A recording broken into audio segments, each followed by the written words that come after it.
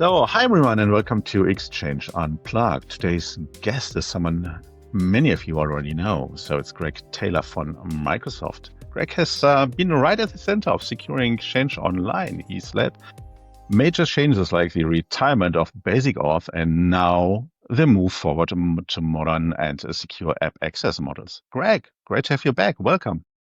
Thanks, Thomas. It's always good to talk to you. Happy to be here. So last time you were here, we were in the thick of the basic auth deprecation, and now that it's project officially wrapped up, I think. How have the last few months been for you and the team? Well, we're on to the next thing. So I think I'm getting myself a reputation as in fact, one of my VPs called me the Grim Reaper of Exchange, right?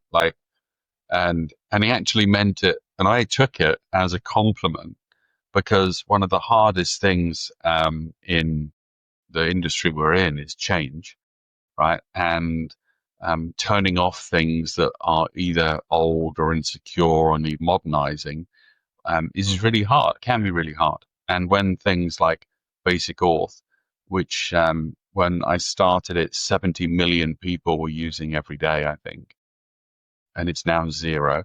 Turning these things off is hard. And so the thing we're working on now is Exchange Web Services and getting rid of Exchange Web Services. So we have been busy. There's a lot to do.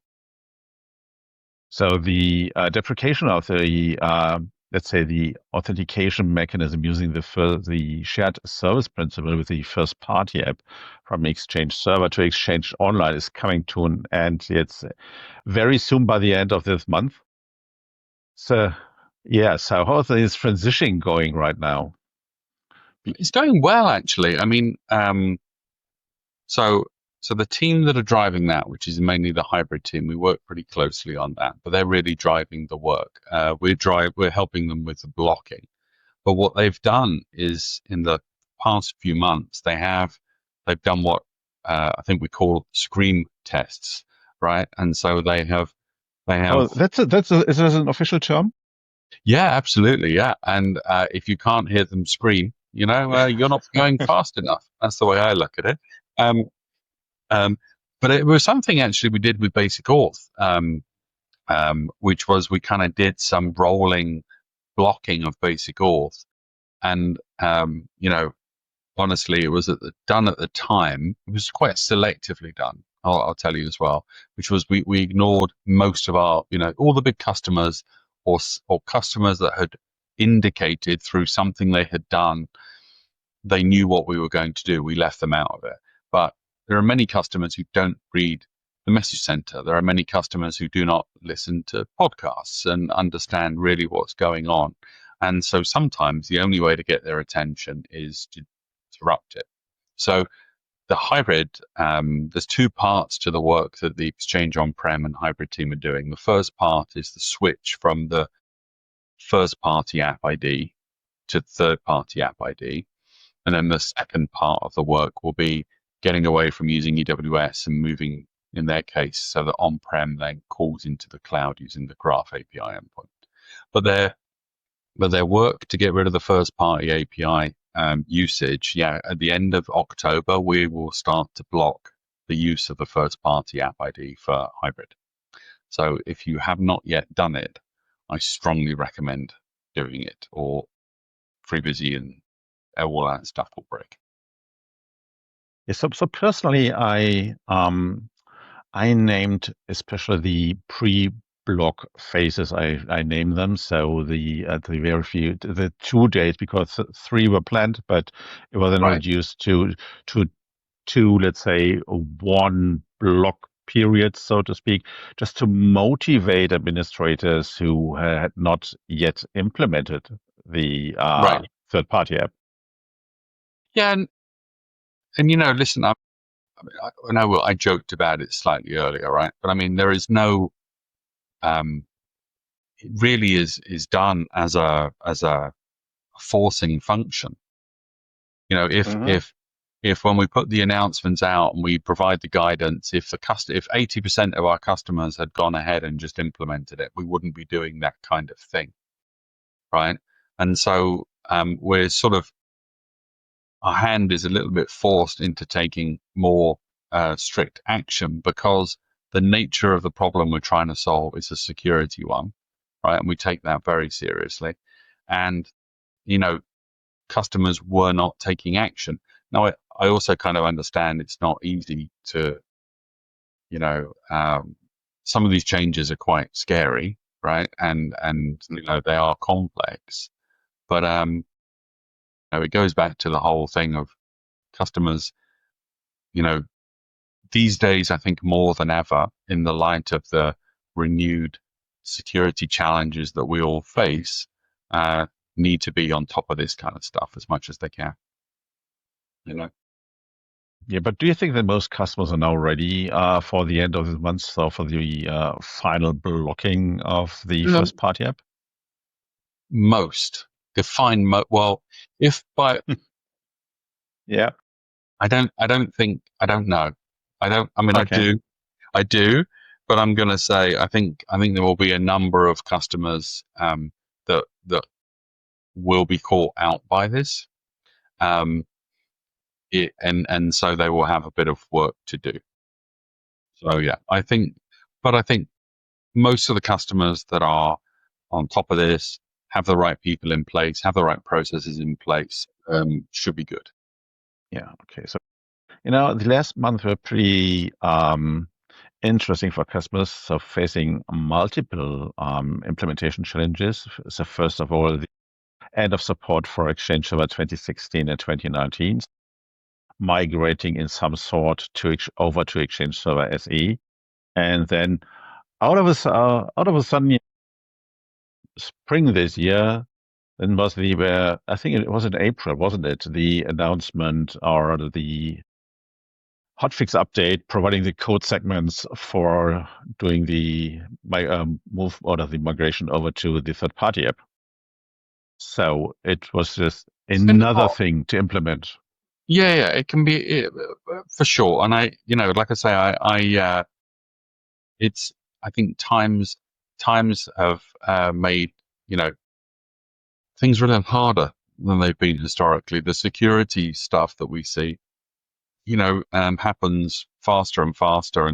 And honestly, I'll say the move from first party to third party app ID, I was actually asking for a shorter timeline than the one that we provided, right? Like knowing the nature of what the issue is, it's one of those where customers, if they really understood how bad some of these things could be, or how if they're not careful, they would probably move faster. And listen, I've spent the last few years kind of working on trying to I know it, Joe, I'm turning off a bunch of stuff, right? But we're turning it off to improve security and protect our customers' data. And I can say that I don't think I've done a single call in the last 5 years with a customer, and I've done a million, where once you explain why it is that we're doing this, not a single customer has ever said, no, I think that's a terrible idea, right? The difficulty is the amount of, as you said, Thomas, the amount of other things they have on their plates and the amount of time it will take to do it. That's the challenge, never the reason. So whatever we can do to try and make it easy, to make these more, to make security easier for customers, we try and do that as well. Okay. So did the lessons from the basic OS deprecation help you to make this process smoother? Well, I think so. I think we learned a lot doing the basic auth thing, the screen testing that I mentioned, the kind of, the first time we, and I mean Exchange specifically, kind of in the Exchange area, because I'm not sure. It's really hard to speak for the whole of Microsoft when, it's so many products and teams. But the first time we ever did something like screen testing was with the basic auth deprecation. And And honestly, the story, and it's just absolutely true, was, you know, Rajesh Jha, my EVP, I remember presenting this plan, and his question was, what can you do to go faster? The answer is always, it's the classic VP response, which is, great, what do you need to go faster? And so it made me think, well, what if we just did this thing? And I kind of presented the idea of, what if we just turn off basic auth for like 50,000 customers at a time and see what happens? And I honestly expected him to say, don't be dark. You can't do that. And he said, sure, maybe not quite so many the first time, but let's see what happens.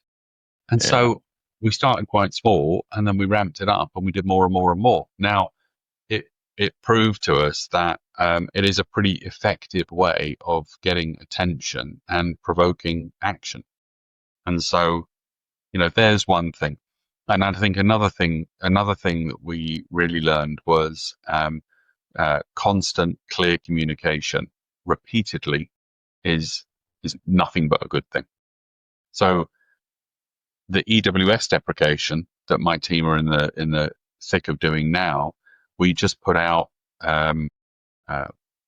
millions message center posts, counted in the millions, to customers who are still using EWS, and telling them that a year from now we're going to start blocking it. And judging by the message center post responses, and so I'm sure right? And when you read a message center post, you can give it a smile or a frown or a thumbs up or a thumbs down. I can't remember. And then you can add comments and ask to be responded to, right? Well, we get those. They are Really? genuine. Oh yeah, really? Because now, as you mentioned, because I wonder every time I read a message post, who is going to notice all those reaction and comments, or is this just going to the bin? No. We get them, and honestly, some of the best laughs I get are from some of those, because and okay. because people are pretty open about their opinions in their so at a high level, the number of people that read them and respond to them. So I'll give you some interesting. So the number of reads on message center posts is really small, right? Many customers do not read message center posts, and I understand it. They get many, and if they're small businesses, they probably have no idea what most of this stuff means, right? They do not even not know the message center itself. Well, that's an excellent point too, which is why sometimes we will post to the, and I did with Basic Auth, and we'll do it with EWS, which is we post to the service health dashboard. And then the service health dashboard, which is where you typically go when you don't think something is working right, we post messages there. So we did that because if we blocked EWS or we block Basic Auth and therefore something isn't working right, the first place a lot of people will go is Service Health Dashboard, because they want to know, Microsoft having a problem, or is it a broad problem, or is it, they don't go to the message center. So Service Health Dashboard drives up message center posts, but the percentage of customers who read message center posts is pretty low. Then it goes back to the comments. Let's just go back to that for a second. Seeing how many people read them and what the positive reaction or negative reaction is very interesting to the team that are running the change. Some of the comments, though, are awesome. Some of the comments are things like, great, thank you for telling me. Thanks for including all of the app IDs I need to work on. And others are, I have no idea what this message is supposed to mean to me. I have, please help me. And one we got the other day was, I can't get to my email. Help. And they didn't leave a contact. They didn't leave. So and they didn't check the box to say you can contact me about this. So honestly, we've got no idea who that person is. So we read the comments. Okay, so I just wonder if the comment sections of the message center post is some kind of a scream at Microsoft thing. So let's say some kind of an open therapy section for IT administrators that just, Yeah, maybe. I mean, I don't think that's the best. I don't think that's the best use of it necessarily. But um, and but I have seen obviously some pretty frustrated customers. But just take the EWS related post that we put out maybe a week ago, right?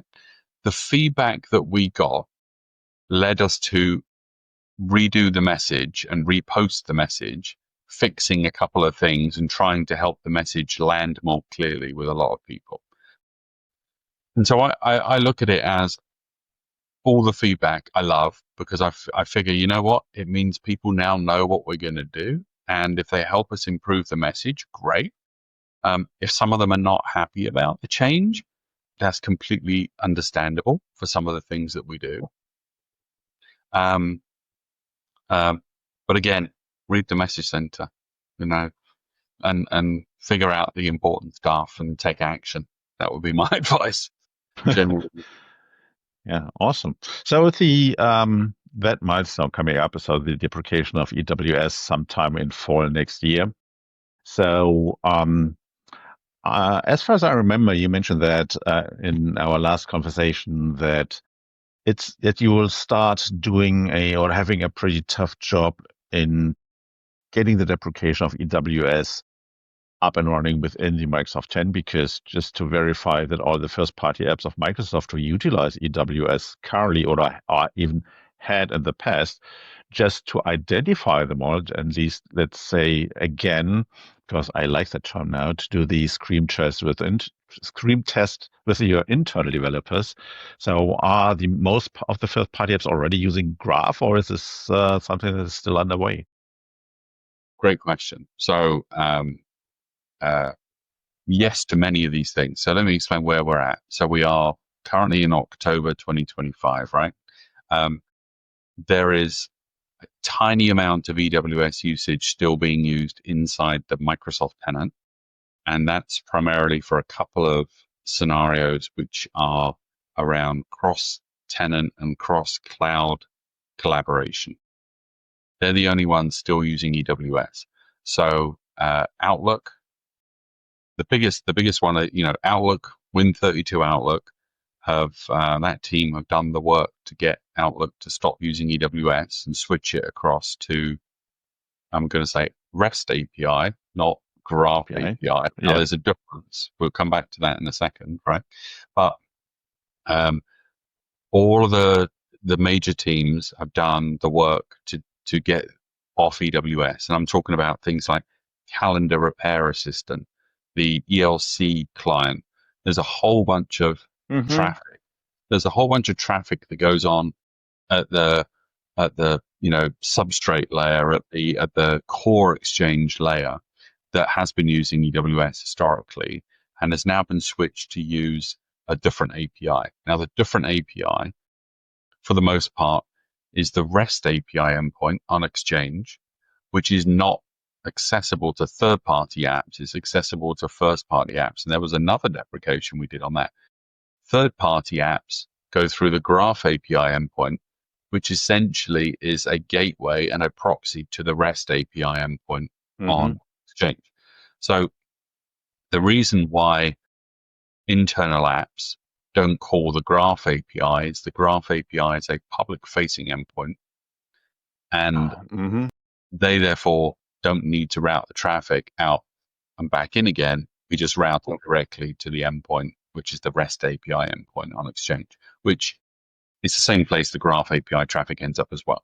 So we just have a shorter path to get the traffic to the same place.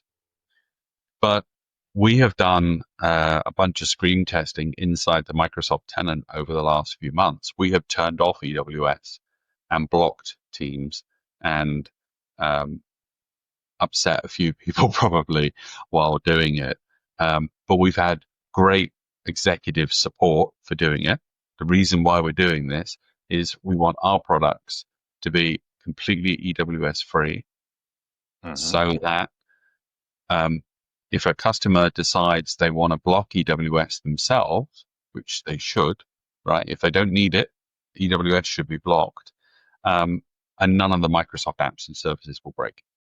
So I think we've done a ton of really good work to get to that point, to unpick the complexity of all the different apps and services that use EWS, and our partner teams, Outlook and the calendar team and the, all of those teams have done great work as well to rewrite code to get off EWS and call, for the most part, the REST API.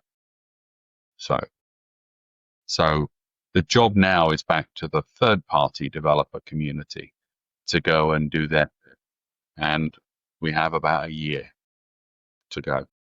Well, that's not too much. It's too long? You're saying we should make it shorter? You turn it off early? No, that's too much. So you have certain development cycles. It's just understanding what the issue is, especially for any stuff that is self-developed by customers. So not necessarily about something that is developed by an ISV, right? So all of the self-developed stuff. That's it's going to be an interesting month to come. But actually, it leaves me with two questions because some customers complain about the information provided by the EWS usage report in the M365 Admin Center, because there are, let's say, application IDs showing up that do not resolve to any application in the Entra portal. So is it possible that these are any, let's say, for example, applications using EWS that might come from a different tenant across? No. Because they do. Okay. The most likely cause is it's probably a first-party app, so it's a Microsoft app. Now we filter those out, or we try to filter those out before they make it to the database that powers those reports. Now, the challenge sometimes is, in full transparency, right? Is there is no header or flag on a request that says I'm a first party app and I'm a third party app, right? And by first, I mean Microsoft, or by third, I mean not. And so there is no, and so we do this basically based on the app IDs and the app IDs that are used. And so we maintain our knowledge of which are the first party app IDs, and then we exclude them from the data that goes to the customer facing report. Now, it's possible that some teams, in their redevelopment process, have changed to a new app ID. I'm doing some hypothesis here, right? So I don't know for sure. I mean, I'm curious. I'm happy to hear from anyone who, if there are app IDs that show up that they genuinely don't think are in their tenant. I'm kind of interested to understand what they are. My guess would be it might be an internal Microsoft team still doing development to get off EWS, maybe switch their code to use a different app ID, still using EWS, and then it will probably go away once they're finished. But our goal is to try and make sure that the data that's in those reports is purely third-party apps only. It should be. Okay, so but the other thing is that now that we talk more or less some kind of on-premises exchange, so because it's coming over to, for Exchange Server Subscription Edition, switching over to connect to Exchange Online using Graph sometime next year. Yeah. But the other way around, so connecting Exchange Online to on-premises Exchange will still rely on EWS. Right. For the foreseeable future, question mark? Yeah, good question. Good point. And so yes. And but you know what? I'm gonna go back and just add one comment to what I was saying a moment ago, and then sort of that, which was we've produced a bunch of EWS code analyzer tools to help developers with identifying and then using GitHub Copilot to help redevelop code to rewrite what they were doing in EWS. And so, we're providing a bunch of things that help. So the admin reports are like an IT pro version. And then I think handing them to the developers who can then use our code analysis and code generation tools to help them rewrite the graph. And I would strongly encourage customers to make a start on that, because 80% plus of all the traffic that we see could easily be ported across to using the Graph API, right? And so customers, because, and we can come back and talk about this if you need to, but it's like a ton of the traffic that we see in EWS is all very easily done in Graph and could be quickly ported across to Graph. We want customers to do it. So going back to your question of on-prem, so, and you made a very good observation. Good. I'm glad you're right. Which is that on-prem is going to call to Exchange Online using the Graph API. Now, why not the REST API? I was talking about earlier. Why not? Why wouldn't on-prem be calling in? Why does it have to go through Graph? Why can't it bypass Graph and go straight to REST? Well, the answer is, of course, because it's going to use a third-party app ID. It's going to use a unique app ID per customer. And so as far as we're concerned, we really can't tell hybrid or Exchange on-prem calling into us as any different from any other third-party app. So we can't sort of give it a bypass to connect to the REST API directly. It has to go through Graph. So there's one. But then the more interesting point you made, I think, or a very interesting point you made is, but then will Exchange Online be calling out to on-prem using EWS still for the time being, or would it switch to using something else? Well, it's going to call out using EWS, and will continue to do so for the foreseeable future. I don't see any change, but it's not EWS code in Exchange Online that's doing it. It's essentially Exchange Online becomes essentially an HTTP client, making HTTP calls out to the EWS endpoint on-prem. There is no EWS code in Exchange Online required to do that. So think about it like this, which is, I'm in the cloud, your mailbox is on-prem, right? Agreed. Go on. But the thing is that I think that customers might feel that there is a second or a different approach regarding security and authentication. So there's a totally different approach for connecting Exchange Online. So it's not about which component in Exchange Online connects to my Exchange server on premises, but it makes me feel slightly uncomfortable that I still have to expose my internal infrastructure with an EWS endpoint, right? So that I do feel behind or even exposed from, you enhance the security in Exchange Online, but what about my on-prem infrastructure? And that's a very fair point, right? Which is, the only EWS endpoint in that communication exists in Exchange on-prem. There will be no EWS endpoint in Exchange Online when we're finished. In fact, there will be no EWS code in Exchange Online when we finish. Our aim is to literally remove all of the EWS code in Exchange Online. So it will be the availability service that calls your on-prem endpoint, which will be the EWS endpoint. But I think I take your point, which is that why are we not getting rid of EWS on-prem, right? Ultimately, there's really the question. And so I won't say, never, but we did have, in fact, if you remember, we did have a REST API endpoint on-prem. We introduced it back in Exchange 2016 days. And we killed that off. Guess who killed that off? Well, Grim Reaper. I know that. Yeah.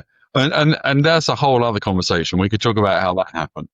But honestly, one of my first, when we headed down this path, the realization that EWS wasn't just a third-party problem, it was a first-party app problem, and we had to get rid of it. One of my immediate thoughts was, I wish we hadn't got rid of that REST API endpoint on-prem in Exchange, because we potentially have used it. But unfortunately, that was something that we deprecated previously. Now, honestly, the endpoint exists in most on-prem deployments, so it's not outside the realm of possibility that we could potentially do something with it. But there are many, another reason why customers want to stay on-prem is they have a lot of line of business apps. They've built a lot of applications that are using EWS. And so, there are some customers who've said they want to stay on-prem because the infrastructure and the apps they've built around it mean that moving to Exchange Online, particularly in light of the EWS deprecation and basic auth deprecation, mean they really can't. So they're happy to accept the increased security risk because they feel they can protect themselves in other ways because they have all control, but they can keep using those legacy protocols. I don't know if that answers your question. Well, it's assumption, but it's totally sufficient for me.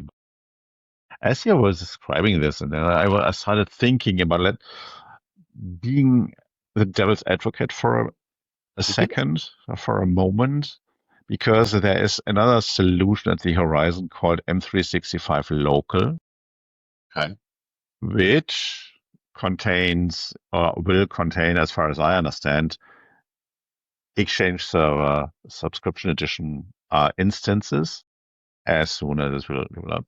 But in this case, I do have something called M365 Local, which does have EWS endpoints. So it's, again, M365 parentheses local with EWS. So I think this is going to be an interesting wording game coming in the future.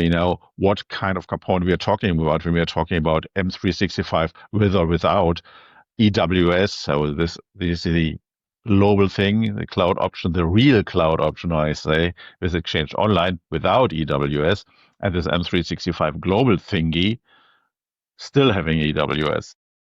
Well, interesting months and years to come. Perhaps, and I'm not. I think I know the thing. I worked on something that we used to ship for a while, which was kind of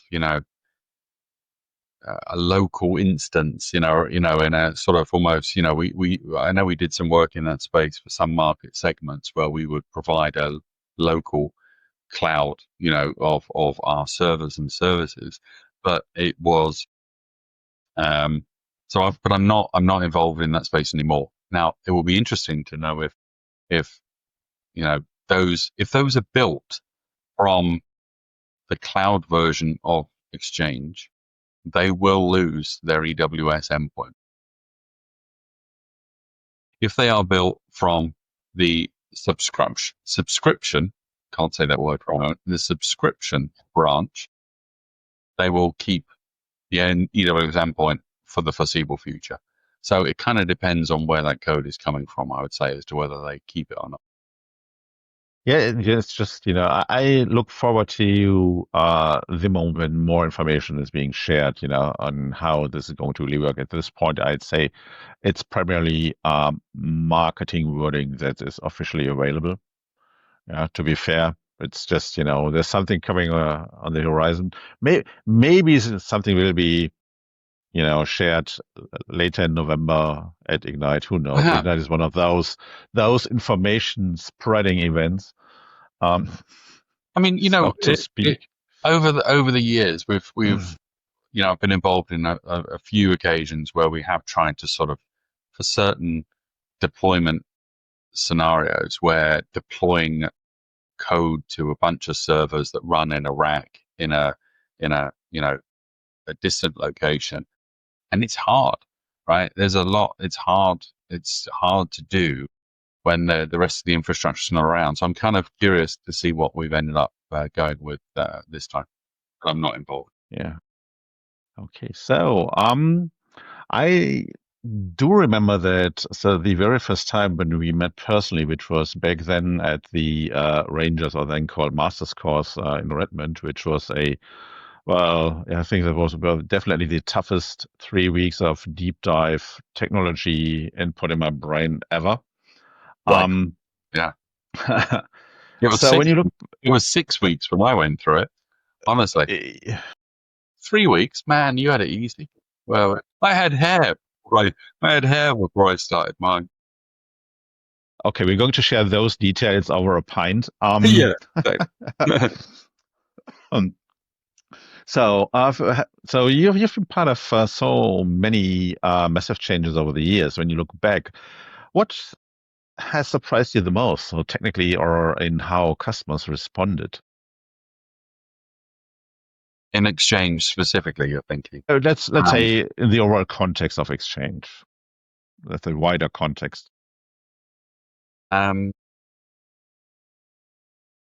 so hang on. So what's the problem from a customer perspective? Well, I mean, the whole move to cloud thing, which I know is an easy answer, right? I was always of the opinion it would probably take longer than some of our leadership believed, right? But part of the role of leadership is to set the direction and the strategy and to, enthuse everyone, right? And so, our leadership at the time was like, everyone will move their stuff to the cloud in 2 years, right? We'll be done in 2 years. And I was always a bit, having spent a lot of time doing things like the Ranger program, the MCM program that you were talking about earlier, right? Where I would spend time with people like you and others who were working on the biggest and most complex Exchange deployments on the planet, working with some of the biggest and most complex customers on the planet. I was always kind of skeptical that those customers could do anything in 2 years. I mean, it was, they couldn't take Yeah. them more than 2 years to apply a couple of service packs, right? And keep up to date. I mean, some of them really struggled. And so the idea of let's move everything to the cloud kind of struck me as something that wouldn't happen fast. That said, those same customers are now all in the cloud.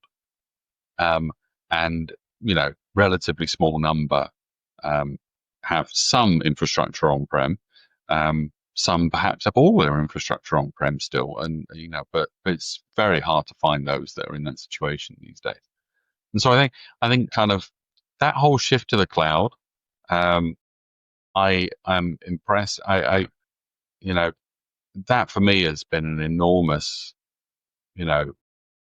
surprise that some of the biggest in the world didn't dig their heels in.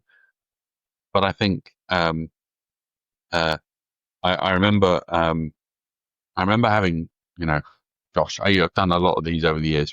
We have our executive briefing center on Rep and Campus, right? I don't know, you've been in there, I'm sure, right, at some point, where it's, fancy conference rooms, and we get our big customers in, and we bring in all our execs, and we tell them what the future is going to be and everything. And side note, best toilets on campus by a million miles, right?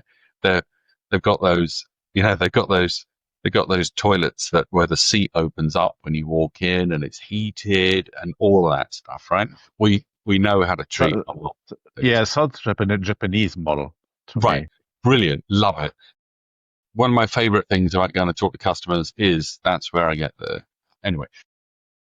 But I remember having a conversation with a customer and kind of who were an on-prem customer, and they said, yeah, we don't, we run Exchange great. We don't need to move anything to the cloud. So I said, all right, well, I tell you what, we run it pretty good too. Let me tell you how we do it and how we operate it. And then I'm going to ask you how you feel, and of course you could, once you explain kind of what we've built and how we operate and everything else, you could see obviously the color drains from his face because he realizes there's no way they can do it like this. I just can't. I mean, it's not possible. And then he said, well, well then we'll move all of our, desk workers to the cloud, but all of our execs and everything are all going to stay on prem. Mm. Yeah. And of course the answer to that is, so they're going to have all the good stuff. They're going to Yeah. have all the new features and capabilities, and you're not. And then course, what happens is they realize that that's kind of doesn't work either. So I don't know. And I'm just saying I've it's taken a little longer than I thought, but I'm not entirely surprised. It's taken a very long time for a lot of customers to move. Does that kind of answer your question? It does. It absolutely does. Greg, thank you so much for joining us again, and it's always great to have you. So I think that many admins and IT pros will definitely appreciate hearing what's happened behind the scenes at Microsoft and how Microsoft continues to tighten the security around Exchange Online. Thanks again, Greg, and thanks for everyone listening and watching. See you next time on Exchange Unplugged.